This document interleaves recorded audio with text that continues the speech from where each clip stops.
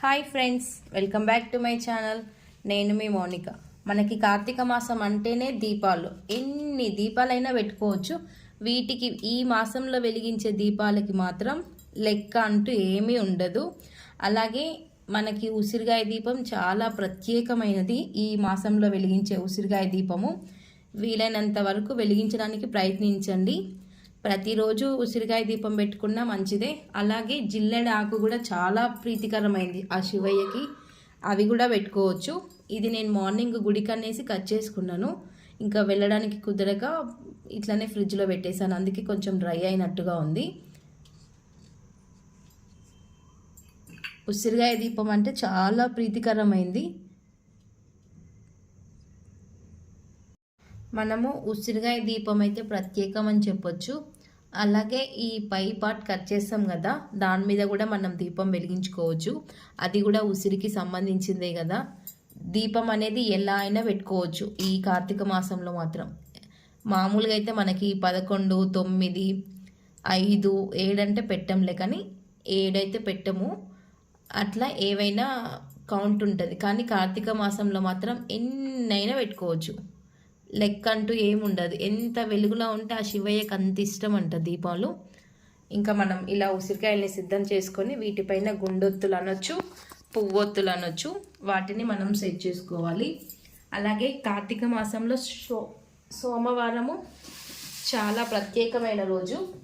మనం పువ్వొత్తుల్ని మనం ముందే నానబెట్టుకొని, అంటే ఆయిల్లో వేసి డబ్బాలో పెట్టుకోవడం వల్ల ఆ పువ్వొత్తు అనేది చాలాసేపు వెలుగుతుంది. అవి ఎంత నానబెట్టినా సరే కాసేపే వెలుగుతాయి, కాబట్టి మనం ముందే వేసి పెట్టుకోవడం మంచిది. ఈ ఉసిరికాయలు అనేవి అక్కడక్కడ మచ్చ వస్తాయి. అట్లా వచ్చినప్పుడు పెట్టొచ్చా పెట్టొద్దా అనేది చాలామందికి డౌట్ వస్తుంది. అది చెట్టు ఏమంటారు, అలా ఉన్నా పెట్టుకోవచ్చు, దానికి ఏ మాత్రం సందేహం లేదు. అలాగే నేను రెండు ఒత్తులు కలిపి పెట్టుకుంటున్నాను. ఇంకా గుండొత్తులు, మేమైతే పువ్వొత్తులు అంటాము. తులసమ్మ దగ్గర, ఇంకా పూజ గదిలో, ఇంకా ఉసిరి చెట్టు దగ్గర, బిల్వ చెట్టు దగ్గర పెట్టేసుకుంటాను నేను. ఇంకా వీటికి మాత్రం కౌంట్ ఉండదు, ఎప్పుడైనా పెట్టుకోవచ్చు, ప్రతిరోజైనా పెట్టుకోవచ్చు. ఉదయం సాయంత్రం పెట్టుకున్నా మరీ మంచిది. ఈ చిన్న పాటలు ఎలా పెట్టుకోవచ్చు, అట్లా పెట్టొద్దు కదా అనుకుంటారు చాలామంది. అలా కూడా పెట్టుకోవచ్చు, ఏం కాదు. మనకి కావాల్సింది భక్తి, కానీ మనం దేంట్లో పెడుతున్నామా, ఎలా పెడుతున్నామా అనేది కాదు, మనం ఎంత శ్రద్ధతో పెడుతున్నాం అనేదే ముఖ్యము.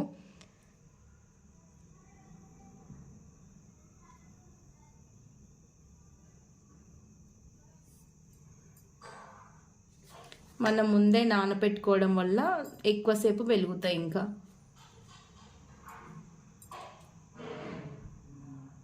అదేంటో కానీ ఇవి వెలుగుతున్నప్పుడు వచ్చే స్మెల్ చాలా బాగుంటుంది. వీలైనంత వరకు అగరబత్తుల స్మెల్ని అవాయిడ్ చేయండి. నేనంటే వెలిగించొద్దు అని చెప్పట్లేదు, కాస్త తగ్గియండి. 4 పెట్టే దగ్గర 2 పెట్టుకోండి, అంతేకాని ఉంది కదా అని చెప్పేసి పొగ గట్టిగా వేయకండి. మీకు వీలైతే ధూపం వేయండి, ధూపం చాలా మంచిది. అంతేకాని అగరబత్తులు మాత్రం ఎక్కువైతే వెలిగించకండి.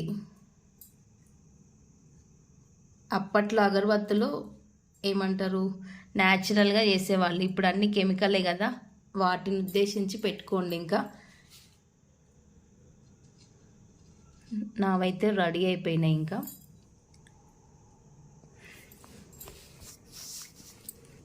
నేనైతే ఉసిరి దీపం ఫస్ట్ ఇంట్లో పెట్టేసుకున్నాను. ఇప్పుడు మన తులసమ్మ దగ్గరికి, అలాగే ఉసిరి చెట్టు దగ్గరికి, బిల్వ చెట్టు దగ్గరికి తీసుకెళ్తాను.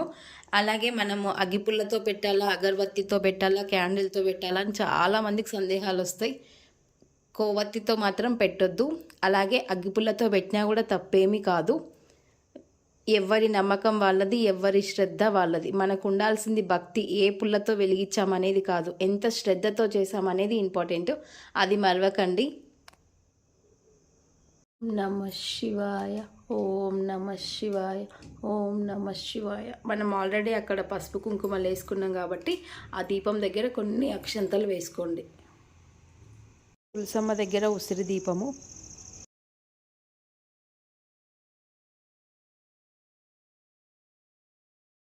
మనకు వెలుగుతున్న ఉసిరి దీపాల్లో మనకు ఆ శివయ్య కనిపిస్తున్నాడు. అలాగే ఎవరి నమ్మకం ఎవరి భక్తి వాళ్ళది. దయచేసి వేరే వాళ్ళని కించపరచకండి, ఇలా చేస్తున్నారు అలా చేస్తున్నారని. Thanks for watching. For more videos please subscribe to my channel. నేను మీ మౌనిక. ఓం నమః శివాయ.